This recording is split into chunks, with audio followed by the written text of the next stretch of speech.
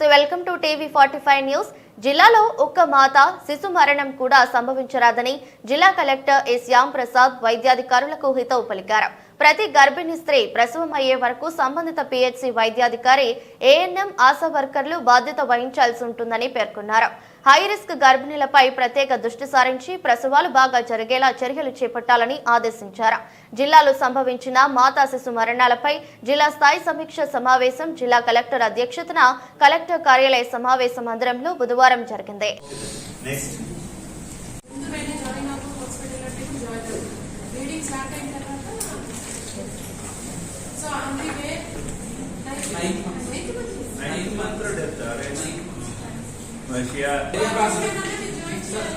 ముందుగానే అంటే మన డ్రీమ్స్ లో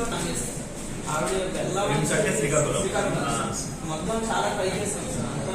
కౌన్సిలింగ్స్ అవి మల్టిపుల్ కౌన్సిలింగ్స్ ఇచ్చాం సార్. బాబు 9th అని బాగా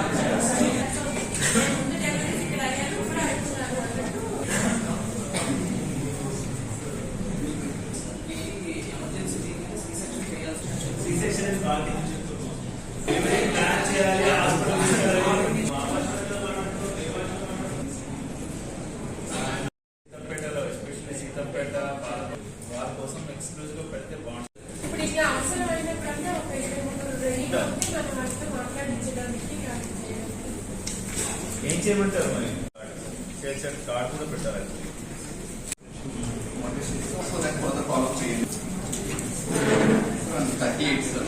అదే మంత్లో 38/2024 అంతవరకు బాగానే ఉన్నారు సార్. సిఎస్సి మన పిహెచ్సి కంటే అక్కడ వెళ్ళడానికి చాలా కన్వీనియంట్ గా ఉంది.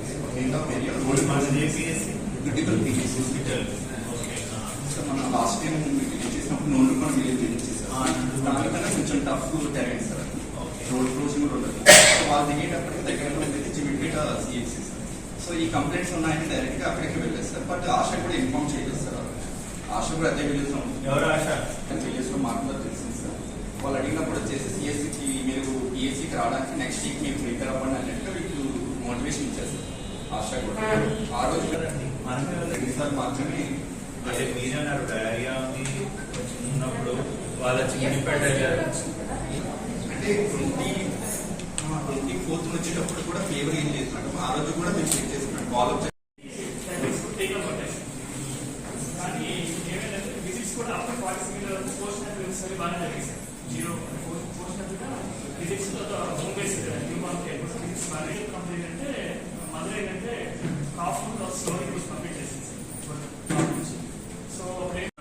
కొంచెం బాటమ్ లో హై ఉంది, మలేరియా హై ఉంది, దోమలు ఎందుకు వస్తున్నాయి చేయాలి. లెటర్స్ హ్యాపెన్ బట్ డెత్స్ ఏమి అవ్వకుండా చూసుకున్నాం. ఉన్నది తెలియాలనేది కావాలి. ఇంకా ముందంతా అండర్ రిపోర్ట్ 99 ఎపిడమిక్ లో కూడా రోజుకు 135 రోజుల్లో అంటే అక్కడికన్నా మనకు ఎక్కువ రిపోర్ట్ అవుతున్నాయంటే ఓన్లీ మనం బ్లడ్స్ మీద కన్ఫర్మేషన్ ఉంటేనే ఇప్పుడు ఓల్డ్ కేసులు కోసం పాజిటివ్ వచ్చే అవకాశం ఉంది. అందువల్ల మనకి ఆ కేసులు అలా